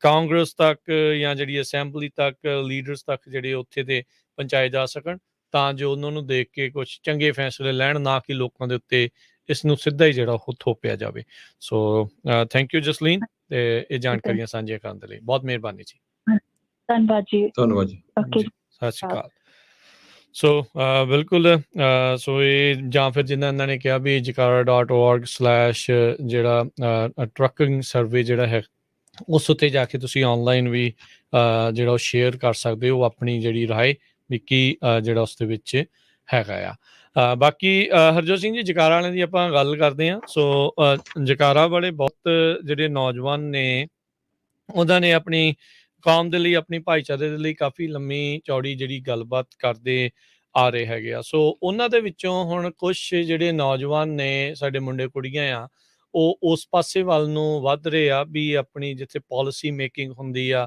ਜਾਂ ਆਪਣੀ ਰਿਪਰੈਜ਼ੈਂਟੇਸ਼ਨ ਆ ਉਸ ਨੂੰ ਜਿਹੜਾ ਦਰਸਾਉਣਾ ਚਾਹੁੰਦੇ ਆ ਸੋ ਉਹਨਾਂ ਦੇ ਵਿੱਚੋਂ ਜਕਾਰਾ ਮੂਵਮੈਂਟ ਦੇ ਵਿੱਚੋਂ ਹੀ ਮਨਪ੍ਰੀਤ ਕੌਰ ਜੋ ਕਿ ਬੇਕਰਸਫੀਲਡ ਦੇ ਵਿੱਚ ਹੈਗੀ ਆ ਉਹਨਾਂ ਨਾਲ ਆਪਾਂ ਕਈ ਵਾਰੀ ਗੱਲਬਾਤ ਵੀ ਕੀਤੀ ਆ ਸੋ ਉਹ ਹੁਣ ਅੱਜ ਆਪਣੇ ਇੱਥੇ ਪੰਜਾਬੀ ਰੇਡੀਓ USA ਦੇ ਮਾਧਿਅਮ ਦੇ ਰਾਹੀਂ ਆਪਣੀ ਕੈਂਡੀਡੇਸੀ ਐਲਾਨ ਜਿਹੜੀ ਉਹ ਕਰਨਾ ਚਾਹੁੰਦੇ ਆ ਤੇ ਆਓ ਸਭ ਤੋਂ ਪਹਿਲਾਂ ਉਹਨਾਂ ਦਾ ਸਵਾਗਤ ਕਰਦੇ ਹਾਂ ਮਨਪ੍ਰੀਤ ਕੌਰ ਜੀ ਸਵਾਗਤ ਹੈ ਵਾਹਿਗੁਰੂ ਜੀ ਕਾ ਖਾਲਸਾ ਵਾਹਿਗੁਰੂ ਜੀ ਕੀ ਫਤਿਹ ਵਾਹਿਗੁਰੂ ਜੀ ਕਾ ਖਾਲਸਾ ਵਾਹਿਗੁਰੂ ਜੀ ਕੀ ਫਤਿਹ so Manpreet Kaur off the air ਆਪਾਂ ਗੱਲ ਕਰ ਰਹੇ ਸੀ ਸੋ ਤੁਸੀਂ ਬੇਕਰਸਫੀਲਡ ਦੇ ਵਿੱਚ ਕੈਲੀਫੋਰਨੀਆ ਦੇ ਸ਼ਹਿਰ ਬੇਕਰਸਫੀਲਡ ਉਸ ਦੇ ਕਾਉਂਸਲ ਮੈਂਬਰ ਬਣਨ ਦੇ ਲਈ ਸਿਟੀ ਕਾਉਂਸਲ ਦੇ ਵਿੱਚ ਜਾਣ ਦੇ ਲਈ ਆਪਣੀ ਕੈਂਡੀਡੇਸੀ ਐਲਾਨ ਕਰਨਾ ਚਾਹੁੰਦੇ ਆ ਸੋ ਜ਼ਰੂਰ ਦੱਸੋ ਕੀ ਇਸ ਦੇ ਪਿੱਛੇ ਆ ਕਿਹੜੇ ਵਾਰਡ ਦੇ ਵਿੱਚੋਂ ਕੀ ਕਿਹੜੇ ਪਾਸੇ ਜਿਹੜਾ ਤੁਸੀਂ ਇਹ ਐਲਾਨ ਕਰਨ ਜਾ ਰਹੇ ਹੋ ਹਾਂਜੀ ਬਿਲਕੁਲ ਸੋ ਜਿਸ ਏਰੀਆ ਦੇ ਵਿੱਚ ਮੇਰਾ ਵੀ ਜੰਪਲ ਹੋਇਆ ਬੇਕਰਸਫੀਲਡ ਦੇ ਵਿੱਚ ਵਾਰਡ 7 ਜਿੱਥੇ ਆਪਣੇ ਗੁਰੂ ਘਰ ਵੀ ਨੇ ਜਿੱਥੇ ਆਪਣੀ ਜ਼ਿਆਦਾ ਸਿੱਖ ਪੰਜਾਬੀ ਸੰਗਤ ਵੀ ਰਹਿੰਦੇ ਨੇ ਉਸ ਵਾਰਡ 7 ਤੋਂ ਮੈਂ ਖੜੀ ਹੋ ਰਹੀ ਹਾਂ ਤੇ ਜਿੱਦਾਂ ਸੰਗਤ ਸਰੋਤੇ ਵੀ ਜਾਣਦੇ ਆ ਯਾਦ ਹੋਊਗਾ ਕਿ ਵੀ ਆਪਾਂ ਰੀਡਿਸਟ੍ਰਿਕਟਿੰਗ ਦਾ ਜਿੱਥੇ ਜ਼ੋਰ ਲਾਇਆ ਸੀਗਾ ਕਿ ਆਪਣੀ ਕਮਿਊਨਿਟੀ ਅੱਡ ਨਾ ਹੋਵੇ ਸੋ ਉਹੀ ਏਰੀਆ ਦੇ ਵਿੱਚ ਉਹ ਜਿਹੜੇ ਮੈਪਸ ਦੇ ਐਫਰਟ ਸੀਗੇ ਆਪਣਾ ਇੱਕ ਗੋਲ ਸੀ ਕਿ ਆਪਣੀ ਇੱਕ ਵੋਟ ਬਣੀ ਰਵੇ ਤੇ ਆਪਣੇ ਜਿਹੜੇ ਕਮਿਊਨਿਟੀ ਦੇ ਨੀਡਸ ਨੇ ਜਿਹੜੇ ਆਪਣੇ ਰਿਸੋਰਸਿਸ ਆਪਾਂ ਨੂੰ ਸਹੂਲਤਾਂ ਦੀ ਲੋੜ ਆ ਉਹ ਮੂਹਰੇ ਆ ਸਕਣ ਵੈਸੇ ਹਜੇ ਪਲਾਨ ਨਹੀਂ ਸੀਗਾ ਕਿ ਵੀ ਕੁਛ ਖੜੇ ਹੋਣ ਦੀ ਸੇਵਾ ਨਿਭਾਉਣ ਦਾ ਪਰ ਜਿਹੜੇ ਆਪਣੇ ਕ੍ਰਿਸ ਪਾਰਲੀ ਔਰ ਜਿਹੜੇ ਕਾਉਂਸਲ ਮੈਂਬਰ ਸੀਗੇ ਉਸ ਏਰੀਆ ਦੇ ਉਹਨਾਂ ਦੀ ਸਿਹਤ ਕੁਛ ਠੀਕ ਨਹੀਂ ਰਹਿ ਰਹੀ ਸੀ ਕਈ ਸਾਲਾਂ ਤੋਂ ਤੇ ਹੁਣ ਉਹ ਫਿਰ ਰਿਟਾਇਰਮੈਂਟ ਲੈ ਰਹੇ ਨੇ ਤੇ ਉਹਨਾਂ ਨੇ ਐਸੀ ਵੈਨਸਡੇ ਨੂੰ ਅਨਾਉਂਸ ਕੀਤਾ ਸੀ ਸੋ ਕਮਿਊਨਿਟੀ ਤੋਂ ਵੀ ਬਹੁਤ ਜ਼ੋਰ ਲੱਗਿਆ ਤੇ ਆਪਣੇ ਬਾਕੀ ਵੀ ਜਿਹੜੇ ਕਮਿਊਨਿਟੀ ਪਾਰਟਨਰਸ ਨੇ ਆਪਣੇ ਹਿਸਪੈਨਿਕ ਬਲੈਕ ਭਾਈ ਭੈਣ ਭਰਾ ਉਹਨਾਂ ਦੀਆਂ ਵੀ ਕੱਲ ਆਈਆਂ ਸੋ ਹਾਂਜੀ ਬਿਲਕੁਲ ਫਿਰ ਮੈਂ ਡਿਸੀਜਨ ਲਿਆ ਕਿ ਵੀ ਆਪਾਂ ਉਸ ਏਰੀਆ ਨੂੰ ਰੈਪਰੈਜ਼ੈਂਟ ਕਰਨ ਦੀ ਕੋਸ਼ਿਸ਼ ਕਰਾਂਗੇ ਜਿੱਥੋਂ ਜਿਸ ਕਮਿਊਨਿਟੀ ਨੂੰ ਮੈਨੂੰ ਵੀ ਬਣਾਇਆ ਵਾ ਮੈਨੂੰ ਪਾਲਿਆ ਵਾ ਸੋ ਹਾਂਜੀ ਇਹੀ ਕੋਸ਼ਿਸ਼ ਆ ਸੋ ਬਿਲਕੁਲ ਜੀ ਚਲੋ ਬਹੁਤ ਬਹੁਤ ਚੰਗੀ ਗੱਲ ਆ ਬਹੁਤ ਖੁਸ਼ੀ ਵਾਲੀ ਗੱਲ ਆ ਆਪਣੇ ਜਿਹੜੇ ਨੌਜਵਾਨ ਆ ਹਰਜੋਤ ਸਿੰਘ ਜੀ ਵੀ ਇਸ ਪਾਸੇ ਵੱਲ ਨੂੰ ਜਿਹੜਾ ਵਧਣ ਸੋ ਮਨਪ੍ਰੀਤ ਕੌਰ ਜਕਾਰਾ ਮੂਵਮੈਂਟ ਨਾਲ ਲੰਮੇ ਸਮੇਂ ਤੋਂ ਕੰਮ ਕਰਦੀ ਆ ਰਹੀ ਹੈ ਤੇ ਹੁਣ ਇਸਨੇ ਹੁਣੇ ਰੀਸੈਂਟਲੀ ਆਪਣੀ ਡਬਲ ਮਾਸਟਰਸ ਜਿਹੜੀ ਉਹ ਕੰਪਲੀਟ ਕੀਤੀ ਆ ਪੋਲੀਟੀਕਲ ਸਾਇੰਸ ਦੇ ਵਿੱਚ ਤੇ ਨਾਲ ਦੇ ਨਾਲ ਪਬਲਿਕ ਪਾਲਿਸੀ ਤੇ ਅਰਬਨ ਪਲੈਨਿੰਗ ਦੇ ਵਿੱਚ ਇਸ ਦੀ ਜਿਹੜੀ ਐਜੂਕੇਸ਼ਨ ਹੈਗੀ ਆ ਸੋ ਵੈਲ ਕੁਆਲੀਫਾਈਡ ਇਸ ਬਾਬਤ ਤਾਂ ਜਿਹੜੀ ਜ਼ਰੂਰ ਹੈਗੀ ਆ ਸੋ ਮਨਪ੍ਰੀਤ ਸੋ ਜਦੋਂ ਤੁਸੀਂ ਕੈਂਡੀਡੇਸੀ ਐਲਾਨ ਕਰ ਰਹੇ ਸੀਗੇ ਜਿੱਦਾਂ ਤੁਸੀਂ ਕਿਹਾ ਵੀ ਆਪਣੀ ਪੰਜਾਬੀ ਕਮਿਊਨਿਟੀ ਦੇ ਨਾਲ ਹਿਸਪੈਨਿਕ, ਬਲੈਕ, ਵਾਈਟ, ਉੱਥੇ ਮਤਲਬ ਇੱਕ ਡਾਇਵਰਸ ਪਾਪੂਲੇਸ਼ਨ ਜਿਹੜੀ ਓਬਵੀਅਸਲੀ ਹੈਗੀ ਆ। ਤੁਹਾਡੇ ਵਾਰਡ 7 ਦੀਆਂ ਕਿਹੜੀਆਂ ਇਹ ਚੀਜ਼ਾਂ ਆ ਵੀ ਤੁਸੀਂ ਜਿਹੜੀਆਂ ਉਸ ਨੂੰ ਅੱਗੇ ਲੈ ਕੇ ਆਉਣਾ ਚਾਹੁੰਦੇ ਹੋ ਸਾਰੀ ਕਮਿਊਨਿਟੀ ਦੇ ਲਈ? ਬਿਲਕੁਲ, ਜਿੰਨੇ ਵੀ ਆਪਣੇ ਵਾਰਡ 7 ਜਾਂ ਆਸੇ ਪਾਸੇ 'ਚ ਰਹਿੰਦੇ ਨੇ ਉਹਨਾਂ ਨੂੰ ਵੀ ਪਤਾ ਹੋਊਗਾ ਕਿ ਜਿਹੜੀ ਵਾਰਡ 7 ਦੇ ਵਿੱਚ ਇੱਕ ਰੇਸ਼ੀਅਲ ਐਥਨਿਕ ਡਾਇਵਰਸਿਟੀ ਆ, ਉਹ ਬਹੁਤ ਇੱਕ ਖਾਸ ਚੀਜ਼ ਆ। ਹੁਣ ਮੈਂ ਵੀ ਉੱਥੋਂ ਹੀ ਪੜ੍ਹੀ ਹਾਂ, ਰਿਜਿਊ ਹਾਈ ਸਕੂਲ ਤੋਂ ਪੜ੍ਹੀ ਆ। ਕਈ ਆਪਣੇ ਜਿਹੜੇ ਯੂਥ ਨੇ ਜਿਹੜੇ ਸੁਣਦੇ ਹੋਣੇ, ਉਹਨਾਂ ਦੇ ਵੀ ਬੱਚੇ ਸ਼ਾਇਦ ਉੱਥੇ ਪੜ੍ਹਦੇ ਹੁੰਦੇ ਨੇ।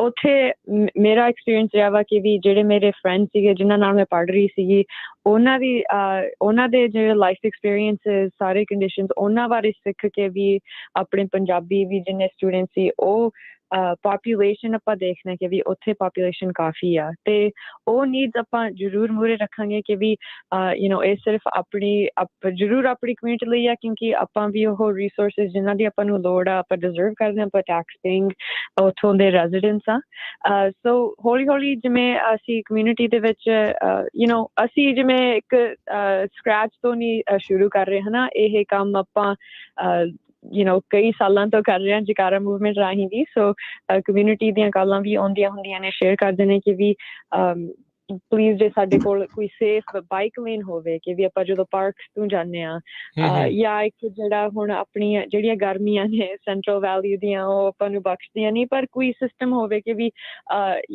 ਆਪਾਂ ਬਾਹਰ ਵੀ ਆਪਦੇ ਹੈਲਥ ਦੇ ਰਾਹੀਂ ਵੀ ਆਪਾਂ ਬਾਹਰ ਆ ਸਕੀਏ। ਕੁਛ ਹੀਟ ਦਾ ਜਿਹੜਾ ਆਪਣਾ ਵਾ ਇਨਕਰੀਜ਼ ਹੋ ਰਿਹਾ ਵਾ, ਉਹ ਵੀ ਆਪਾਂ ਨੂੰ ਜਿਵੇਂ ਰੱਖਣਾ ਪੈਣਾ ਵਾ ਮੂਹਰੇ। ਸੋ ਇਹ ਹੌਲੀ ਹੌਲੀ ਚੀਜ਼ਾਂ ਜਿਹੜੀਆਂ ਹੁਣ ਪੋਲੀਟੀਕਲੀ ਆਪਾਂ ਮੈਨੂੰ ਸਿੱਖਣ ਨੂੰ ਮਿਲੀਆਂਗੇ, ਉਹ ਵੀ ਅਸੀਂ ਕਮਿਊਨਿਟੀ ਨਾਲ ਗੱਲ ਸ਼ੇਅਰ ਕਰਾਂਗੇ ਤੇ ਸੁਣਨ ਨੂੰ ਮਿਲਣੀ ਹੈ। ਸੋ ਕੈਨਵਸਿੰਗ ਦੇ ਰਾਹੀਂ ਜਿਹੜੇ ਰੈਜ਼ੀਡੈਂਟਸ ਨੇ ਉਹ ਵੀ ਸਾਨੂੰ ਜਲਦੀ ਮਿਲਣਗੇ। ਹਾਂਜੀ ਜੀ, ਸੋ ਬਹੁਤ ਵਧਾਈਆਂ। ਸਰੋਤਿਆਂ ਨੂੰ ਦੱਸਦੇ ਜਾਈਏ, ਇਸ ਟਾਈਮ 7 ਸਿਟੀ ਕੌਂਸਲ ਮੈਂਬਰ ਹੈਗੇ ਆ ਬੇਕਰਸਫੀਲਡ 'ਚ, 2 ਸਪੈਨਿਸ਼ ਮੂਲ ਦੇ ਆ, 5 ਗੋਰੇ ਮੂਲ ਦੇ ਆ। ਤੇ ਪਿਛਲੇ ਸਾਲਾਂ ਦੇ ਵਿੱਚ ਬੇਕਰਸਫੀਲਡ 'ਚ ਬਹੁਤ ਵੱਡੀ ਗਿਣਤੀ ਦੇ ਵਿੱਚ ਪੰਜਾਬੀ ਕਮਿਊਨਿਟੀ ਵਧੀ ਹੈਗੀ ਆ। ਰਾਈਟ ਨਾਓ ਮੇਰੇ ਖਿਆਲ ਨਾਲ 10 ਦੇ ਕਰੀਬ ਤਾਂ ਗੁਰੂ ਘਰ ਹੀ ਹੈਗੇ ਆ। ਤੇ ਅਨਫੋਰਚੂਨੇਟਲੀ ਮੈਨੂੰ ਨਹੀਂ ਲੱਗਦਾ ਅੱਜ ਤੱਕ ਕਿਸੇ ਨੇ ਕੋਈ ਪੰਜਾਬੀ ਇੱਦਾਂ ਦੇ ਪੋਲੀਟੀਕਲ ਆਫਿਸ ਦੇ ਵਿੱਚ ਰਿਹਾ ਹੋਵੇ। ਹਾਲਾਂਕਿ ਬੇਕਰਸਫੀਲਡ ਬਹੁਤ ਵੱਡਾ ਸ਼ਹਿਰ ਆ। 2 ਦਿਨ ਪਹਿਲਾਂ ਉਹਨਾਂ ਨੇ $735 ਮਿਲੀਅਨ ਦਾ ਬਜਟ ਆਪਣਾ ਅਪਰੂਵ ਕੀਤਾ ਤੇ 5% ਪਾਣੀ ਦਾ ਰੇਟ ਵੀ ਵਧਾਇਆ ਹੈਗਾ। ਮਨਪ੍ਰੀਤ, 2 ਇਸ਼ੂ ਵੱਡੇ ਹੈਗੇ ਆ ਆਪਣੀ ਕਮਿਊਨਿਟੀ ਨੂੰ। ਇੱਕ ਤਾਂ ਬੜੀ ਐਜੂਕੇਸ਼ਨ ਦੀ, ਖਾਸ ਕਰਕੇ ਜਿਹੜਾ ਉੱਥੇ ਆਪਾਂ ਸਵੇਰੇ ਵੀ ਡਿਸਕਸ ਕਰਦੇ ਸੀ, ਬਹੁਤ ਜ਼ਿਆਦਾ ਇੱਕ ਤਾਂ ਕ੍ਰਾਈਮ ਵਧਿਆ ਹੈਗਾ ਹਨਾ, ਜਿਹੜੇ ਚਾਹੇ ਕਿਸੇ ਤਰ੍ਹਾਂ ਸ਼ੂਟਿੰਗ ਲਾ ਲਓ, ਕੈਟਲਿਕ ਕਨਵਰਟਰ ਚੋਰੀ ਹੁੰਦੇ ਹੈਗੇ ਆ। ਤੇ ਦੂਜਾ ਏਅਰ ਪੋਲੂਸ਼ਨ ਦਾ ਆਪਣੀ ਕਮਿਊਨਿਟੀ ਨੂੰ ਵੀ ਨਹੀਂ ਪਤਾ ਹੈਗਾ। ਉਹ ਠੀਕ ਆ ਵੀ ਸਿਟੀ ਕੌਂਸਲ ਇੰਨਾ ਜ਼ਿਆਦਾ ਨਹੀਂ ਕਰ ਸਕਦੀ, ਪਰ ਐਜੂਕੇਸ਼ਨ ਤੇ ਜ਼ਿਆਦਾ ਜ਼ੋਰ ਲਾ ਸਕਦੀ ਆ, ਕਿਉਂਕਿ ਬਹੁਤ ਸਾਰੇ ਲੋਕ ਆਪਣੇ, ਖਾਸ ਕਰਕੇ ਪੰਜਾਬੀ, ਤਾਂ ਕਈ ਨਿਊਯਾਰਕ ਤੋਂ ਜਾਂ ਹੋਰ LA ਸਾਈਡ ਤੋਂ ਮੂਵ ਹੋਏ ਆ। ਕਈਆਂ ਨੂੰ ਪਤਾ ਨਹੀਂ ਹੁੰਦਾ ਵੀ ਬੇਕਰਸਫੀਲਡ ਦੇ ਵਿੱਚ ਕਿਹੜੀ ਜਿਹੜੀ ਪ੍ਰੋਬਲਮ ਆ। ਮੇਰੇ ਹਿਸਾਬ ਨਾਲ ਏਅਰ ਪੋਲੂਸ਼ਨ ਨੂੰ ਲੈ ਕੇ ਬਹੁਤ ਵੱਡੀ ਪ੍ਰੋਬਲਮ, ਉਹਦੀ ਐਜੂਕੇਸ਼ਨ ਦੇ ਉੱਤੇ, ਇਹਦੇ ਉੱਤੇ ਵੀ ਜਿਹੜਾ ਤੁਹਾਡਾ ਜੋ ਏਜੰਡਾ ਹੋਊਗਾ ਉਸ ਨੂੰ ਰੱਖੋਗੇ ਜ਼ਰੂਰ? ਜ਼ਰੂਰ, ਹਾਂਜੀ ਜ਼ਰੂਰ। ਹਾਂਜੀ, ਜਿਵੇਂ ਹੁਣ ਮੈਂ ਵੀ ਬੇਕਰਸਫੀਲਡ ਬੋਰਨ ਐਂਡ ਰੇਜ਼ਡ ਆ, ਤੇ ਜਿੰਨਾ ਚਿਰ ਮੇਰੇ ਜੰਪਲ ਦੇ ਦੌਰਾਨ ਵੀ ਬੇਕਰਸਫੀਲਡ ਐਟਲੀਸਟ ਨੰਬਰ 2 ਜਾਂ ਨੰਬਰ 3 ਦੇ ਵਿੱਚ ਵਰਸਟ ਏਅਰ ਪੋਲੂਸ਼ਨ ਦੇ ਵਿੱਚ ਆਈ ਹੈ ਇਨ ਦ ਨੇਸ਼ਨ। ਸੋ ਇਹ ਸਹੀ ਗੱਲ ਆ ਕਿ ਆਪਣੇ ਏਅਰ ਪੋਲੂਸ਼ਨ ਬਹੁਤ ਮਾੜੀ ਆ, ਤੇ ਇਹਦੇ ਤੇ ਜਿਹੜਾ ਹੈਲਥ ਇਫੈਕਟ ਪੈਂਦਾ ਵਾ, ਇਹ ਕਈ ਸਾਲ ਤੁਹਾਡੀ ਜ਼ਿੰਦਗੀ ਦੇ ਕੱਟ ਦਿੰਦਾ ਵਾ। ਪਰ ਇਹ ਰਿਸਰਚ ਵੀ ਹੋ ਰਹੀ ਆ। ਆਪਣੇ ਕਈ ਜਿਹੜੇ ਲੋਕਲ ਅਸੈਂਬਲੀ ਮੈਂਬਰ ਨੇ, ਉਹਨਾਂ ਨੇ ਵੀ ਜ਼ਿਆਦਾ ਰਿਸਰਚ ਫੰਡਿੰਗ ਲਿਆਈ ਆ ਕਰਨ ਕਾਉਂਟੀ ਦੇ ਵਿੱਚ। ਸੋ ਇਹ ਸਹੀ ਆ ਕਿ ਵੀ ਆਪਾਂ ਨੂੰ ਹੋਰ ਐਜੂਕੇਸ਼ਨ ਦੀ ਲੋੜ ਆ। ਜੇ ਆਪਾਂ ਨੂੰ ਜਿਵੇਂ ਆਪਣੇ ਬੱਚਿਆਂ ਨੂੰ ਜੇ ਐਜ਼ਮਾ ਵਾ, ਇਹ ਚੀਜ਼ਾਂ ਬਾਰੇ ਗੱਲ ਕਰੀਏ ਕਿ ਇਹਦੇ ਸੋਲੂਸ਼ਨ ਆਪਾਂ ਦੇਖੀਏ ਕਿ ਹੁਣ ਅਰਬਨ ਪਲੈਨਿੰਗ ਡਿਗਰੀ ਇਹੀ ਆ ਕਿ ਵੀ ਤੁਸੀਂ ਸਿਟੀ ਪਲੈਨਿੰਗ, ਰੀਜਨਲ ਪਲੈਨਿੰਗ ਦੇਖਣੀ ਹੁੰਦੀ ਆ। ਇੱਕ ਤਾਂ ਆਰਕੀਟੈਕਚਰ ਸਾਈਡ ਹੁੰਦਾ, ਇੱਕ ਹੁੰਦਾ ਕਿ ਵੀ ਜਿਹੜੇ ਕਮਿਊਨਿਟੀ ਦੇ ਪ੍ਰੋਬਲਮਸ ਨੇ ਉਹਨਾਂ ਦੇ ਸੋਲੂਸ਼ਨ ਕਿੱਥੇ ਐਕਸਪਲੋਰ ਕੀਤੇ ਜਾ ਰਹੇ ਨੇ, ਤੇ ਉਹ ਤੁਸੀਂ ਇੱਕ ਐਗਜ਼ਾਮਪਲ ਲੈ ਕੇ ਲਿਆ ਸਕਦੇ ਹੋ। ਸੋ ਇਹੀ ਚੀਜ਼ਾਂ ਜਿਵੇਂ ਸਟੱਡੀ ਕਰਕੇ ਜ਼ਰੂਰ ਉਹ ਚੀਜ਼ਾਂ ਮੈਂ ਇੰਪਲੀਮੈਂਟ ਕਰਨ ਦੀ ਐਟਲੀਸਟ ਐਜੂਕੇਸ਼ਨ ਰਾਹੀਂ ਕਰ ਸਕਦੇ ਹਾਂ। ਤੇ ਜਿਹੜੀ ਦੂਜੀ ਗੱਲ ਸੀ, ਇਹ ਗੱਲ ਸਹੀ ਹੈ ਕਿ ਆਪਣਾ ਇਹ ਫਸਟ ਟਾਈਮ ਆਪਣਾ ਇੱਕ ਚਾਂਸ ਹੈ ਕਿ ਆਪਣੀ ਸਿਟੀ ਕਾਉਂਸਲ ਤੇ ਫਸਟ ਟਾਈਮ ਕੋਈ ਸਿੱਖ ਪੰਜਾਬੀ ਬੈਠ ਸਕੇ। ਤੇ ਉਹੀ मैं जरूर प्रायोरिटाइज करना चाहूंगी कि भी जेडे अपनी सिख संगत आ जेडे सिख रसूल ने जी। जेडे मेरे सिख प्रिंसिपल्स ने ओ मैं मूरे रख के ही इस डिसीजन लिया वा ते ਉਹੀ ਆ ਕਿ ਵੀ ਆਪਣੀ ਕਮਿਊਨਿਟੀ ਜਿੰਨੀ ਏਕਤਾ ਨਾਲ ਆਪਾਂ ਰੀਡਿਸਟ੍ਰਿਕਟਿੰਗ ਦੇ ਐਫਰਟ ਲਏ ਸੀਗੇ ਉਹ ਇੱਕ ਜਿਹੜਾ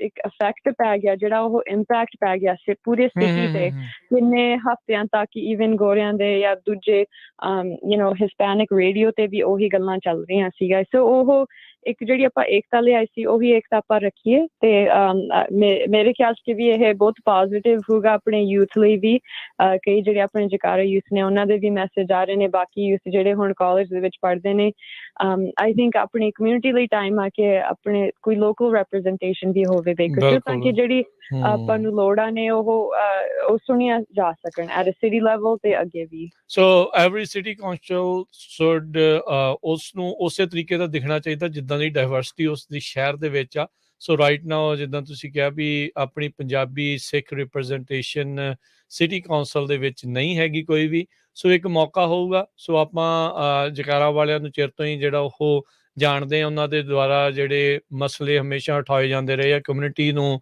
ਪਹਿਲ ਦੇ ਵਿੱਚ ਰੱਖਦੇ ਹੋਏ ਸੋ ਇੱਕ ਮੌਕਾ ਹੋਊਗਾ ਵੀ ਆਪਾਂ ਆਪਣੀ ਇਸ ਕੁੜੀ ਨੂੰ ਆਪਣੀ ਇਸ ਦੀ ਭੈਣ ਨੂੰ ਅੱਗੇ ਮੌਕਾ ਜਿਹੜਾ ਉਹ ਦਈਏ ਸੋ ਰੀਸੈਂਟਲੀ ਥੋੜਾ ਚਿਰ ਆ ਸੋ ਨੌਜਵਾਨ ਨੇ ਸੋ ਜੇ ਕਈ ਵਾਰੀ ਇਹ ਵੀ ਰੌਲਾ ਹੁੰਦਾ ਨਾ ਵੀ ਨੌਜਵਾਨੀ ਸੋ ਨੌਜਵਾਨ ਇਹ ਕੁੜੀ ਆ ਮਨਪ੍ਰੀਤ ਕੌਰ ਸੋ ਇਸਨੇ ਕੈਂਡੀਡੇਸੀ ਐਲਾਨ ਕੀਤੀ ਆ ਸੋ ਅਧਿਕਾਰਤ ਤੌਰ ਦੇ ਉੱਤੇ ਕੈਂਡੀਡੇਸੀ ਦੇ ਪੇਪਰ ਕਦੋਂ ਫਾਈਲ ਹੋਣੇ ਆ ਮਨਪ੍ਰੀਤ ਹਾਂਜੀ ਸੋ ਇਹ ਜਿਵੇਂ ਪਹਿਲਾਂ ਮੇਰਾ ਫਰਜ਼ ਸੀ ਕਿ ਵੀ ਮੈਂ ਸੰਗਤ ਤੱਕ ਦੱਸਾਂ ਕਿ ਵੀ ਹਾਂਜੀ ਅਸੀਂ ਇਹ ਕਦਮ ਲੈ ਰਹੇ ਹਾਂ ਖੜੇ ਹੋਣ ਲਈ ਤੇ ਐਕਚੁਅਲੀ ਫਾਈਲਿੰਗ ਪੀਰੀਅਡ ਜੁਲਾਈ ਦੇ ਵਿੱਚ ਸ਼ੁਰੂ ਹੋਗਾ ਸੋ ਆਪਾਂ ਇੱਕ ਇਵੈਂਟ ਕਰਾਂਗੇ ਫਾਰਮਲ ਅਨਾਉਂਸਮੈਂਟ ਕਰਾਂਗੇ ਤੇ ਉਹਦੀ ਇਨਫੋਰਮੇਸ਼ਨ ਵੀ ਸੰਗਤ ਤੱਕ ਲਿਆਵਾਂਗੇ ਕਿ ਵੀ ਸਾਰਿਆਂ ਨੇ ਜ਼ਰੂਰ ਪਹੁੰਚਣਾ ਵਾ ਇਹ ਆਪਣੇ ਸਾਰਿਆਂ ਦੇ ਲਈ ਆ ਮੈਂ ਤਾਂ ਸਿਰਫ ਤੁਹਾਡੀ ਇੱਕ ਰੈਪਰੈਜ਼ੈਂਟੇਸ਼ਨ ਬਣਨ ਦੀ ਕੋਸ਼ਿਸ਼ ਦੇ ਵਿੱਚ ਆ ਸੋ ਉਹ ਅਗਸਤ ਵਿੱਚ ਜੁਲਾਈ ਤੋਂ ਅਗਸਤ ਲਈ ਫਾਈਲਿੰਗ ਪੀਰੀਅਡ ਹੁੰਦਾ ਵਾ ਤੇ ਉਹ ਤੋਂ ਬਾਅਦ ਫਿਰ ਸਾਡੇ ਕੈਂਪੇਨਿੰਗ ਦੇ ਜ਼ੋਰ ਲੱਗਣਗੇ ਤੇ ਸ਼ਾਇਦ ਤੁਸੀਂ ਤੁਹਾਡੇ ਨੇਬਰਹੁੱਡ ਦੇ ਵਿੱਚ ਵੀ ਅਸੀਂ ਜਲਦੀ ਆਵਾਂਗੇ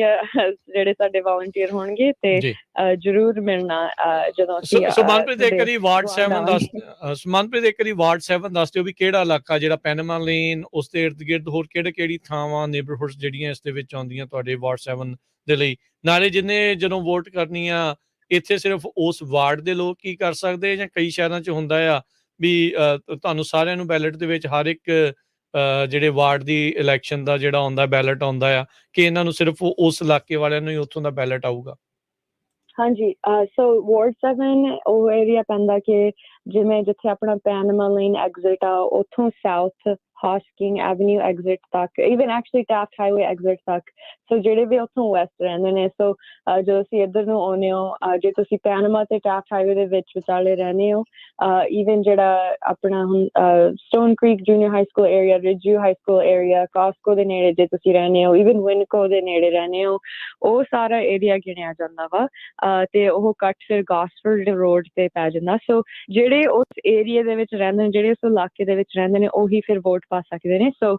ਜੇ ਤੁਸੀਂ ਰਹਿੰਦੇ ਹੋ ਜਾਂ ਤੁਹਾਡੇ ਕੋਈ ਰਿਸ਼ਤੇਦਾਰ ਰਹਿੰਦੇ ਨੇ ਤਾਂ ਉਹਨਾਂ ਤੱਕ ਨਿਊਜ਼ ਜ਼ਰੂਰ ਪਹੁੰਚਾਇਓ ਤੇ ਹਾਂਜੀ ਈਵਨ ਬੇਕਰਸਵਿਲ ਦੇ ਵਿੱਚ ਵਾਰਡ ਬਾਈ ਵਾਰਡ ਵੋਟ ਪੈਂਦੀ ਆ ਜੀ ਸੋ ਕੰਗ੍ਰੈਚੁਲੇਸ਼ਨਸ ਮਨਪ੍ਰੀਤ ਤੇ ਗੁੱਡ ਲੱਕ ਤੇ ਸੋ ਇੱਕ ਵਾਰੀ ਫਿਰ ਦੱਸ ਜੀ ਜਿੰਨੇ ਵੀ ਬੇਕਰਸਫੀਲਡ ਦੇ ਵਿੱਚ ਸਾਡੇ ਸਰੋਤੇ ਦਰਸ਼ਕ ਰਹਿੰਦੇ ਆ ਜਾਂ ਜਿਨ੍ਹਾਂ ਦੇ ਰਿਸ਼ਤੇਦਾਰ ਉਹਨਾਂ ਇਲਾਕਿਆਂ 'ਚ ਰਹਿੰਦੇ ਆ ਸੋ ਜ਼ਰੂਰ ਉਹਨਾਂ ਨੂੰ ਦੱਸਿਓ ਵੀ ਆ ਰਹੀਆਂ ਨਵੰਬਰ ਦੀਆਂ ਇਲੈਕਸ਼ਨ ਆਲਦੋ ਨਵੰਬਰ ਅਜੇ ਦੂਰ ਆ ਪਰ ਕੈਂਡੀਡੇਸੀ ਇਹਨਾਂ ਨੇ ਮਨਪ੍ਰੀਤ ਕੌਰ ਨੇ ਜਿਹੜੀ ਉਹ ਐਲਾਨ ਕਰ ਦਿੱਤੀ ਆ ਉੱਥੋਂ ਦੇ ਵਾਰਡ 7 ਦੇ ਜਿਹੜੇ ਸਿਟੀ ਕਾਉਂਸਲ ਦੇ ਲਈ ਸੋ ਜ਼ਰੂਰ ਆਪਣੀ ਇਸ ਭੈਣ ਨੂੰ ਇਸ ਕੁੜੀ ਨੂੰ ਜਿਹੜਾ ਆ ਤੁਸੀਂ ਸਪੋਰਟ ਕਰਨਾ ਆ ਜਿਆਦਾ ਇੱਕ ਵਾਰੀ ਫੇਰ ਕਿਉਂਕਿ ਬੇਕਰਸਫੀਲਡ ਤੋਂ ਮਨਪ੍ਰੀਤ ਬੇਕਰਸਫੀਲਡ ਸਿਟੀ ਕਾਉਂਸਲ ਨੇ ਸੋਮਵਾਰ ਨੂੰ ਅਨਾਉਂਸ ਕੀਤਾ ਯੂਥ ਕਮਿਸ਼ਨ ਦੇ ਲਈ ਉਹਨਾਂ ਨੂੰ ਮੈਂਬਰ ਚਾਹੀਦੇ ਆ 8 ਦੇ ਕਰੀਬ ਲਗਭਗ ਹਰ ਵਾਰਡ ਦੇ ਵਿੱਚ ਆ ਸੋ ਜਕਾਰਾ ਮੂਵਮੈਂਟ ਵਾਲੇ ਵੀ ਹੋਰ ਵੀ ਆਪਣੇ ਜਿਹੜੇ ਬੱਚੇ ਆ ਸਕੂਲ ਕਾਲਜ ਜਾਂਦੇ ਆ ਜਿਹੜੇ ਐਲੀਜੀਬਲ ਹੈਗੇ ਆ ਯੂਥ ਕਮਿਸ਼ਨ ਲਈ ਅਪਲਾਈ ਕਰੋ ਤਾਂ ਹੀ ਹੌਲੀ ਫਿਰ ਪੌੜੀ ਚੜੋਗੇ ਇਹ ਜ਼ਰੂਰ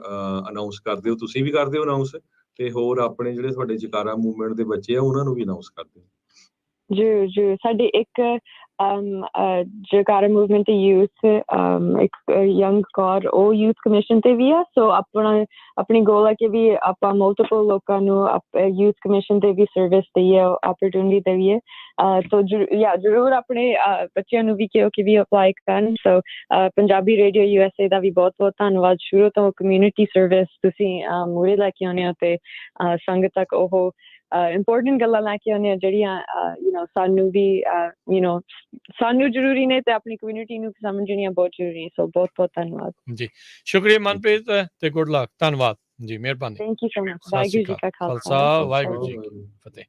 ਸੋ ਹਰਜੋਤ ਸਿੰਘ ਜੀ, ਇੱਥੇ ਹੁਣ ਪ੍ਰੋਗਰਾਮ ਦੀ ਸਮਾਪਤੀ ਆ। ਸੋ ਜਿੱਥੇ ਜਿੱਥੇ ਚਲੋ ਜਿਹੜੇ ਚੰਗੇ ਨਿਆਣੇ ਅੱਗੇ ਆ ਰਹੇ ਆ, ਪੜ੍ਹੇ ਲਿਖੇ ਆ, ਮਾਸਟਰਸ ਵੀ ਕੀਤੀ ਆ, ਤੇ ਆਪਾਂ ਇਹਨਾਂ ਨੂੰ ਚਿਰ ਤੋਂ ਦੇਖਦੇ ਵੀ ਆ ਰਹੇ, ਕਮਿਊਨਿਟੀ 'ਚ ਵਿਚਰ ਵੀ ਰਹੇ ਆ।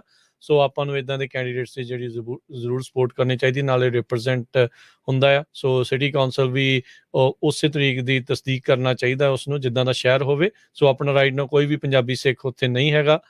ਸੋ ਇੱਦਾਂ ਦੇ ਆਪਣੇ ਨਿਆਣਿਆਂ ਨੂੰ ਜਿਹੜਾ ਉੱਥੇ ਘੱਲੀਏ ਤਾਂ ਜੋ ਜਿਹੜੇ ਆਪਣੇ ਕਮਿਊਨਿਟੀ ਦੀ ਆਵਾਜ਼ ਜਿਹੜੀ ਆ ਉਹ ਬਣ ਸਕਣ। ਤੇ ਹੁਣ ਆਪਾਂ ਵੀ ਲੈਂਦੇ ਹਾਂ ਜੀ ਇਜਾਜ਼ਤ, ਮੇਰੇ ਰਾਜਕਨਵੀਰ ਸਿੰਘ ਵੱਲੋਂ ਤੇ ਹਰਜੋਤ ਸਿੰਘ ਵੱਲੋਂ। ਸਭ ਨੂੰ ਪਿਆਰ ਭਰੀ ਨਿੱਘੀ ਸਤਿ ਸ਼੍ਰੀ ਅਕਾਲ। ਸੁਣਦੇ ਰਹੋ, ਦੇਖਦੇ ਰਹੋ।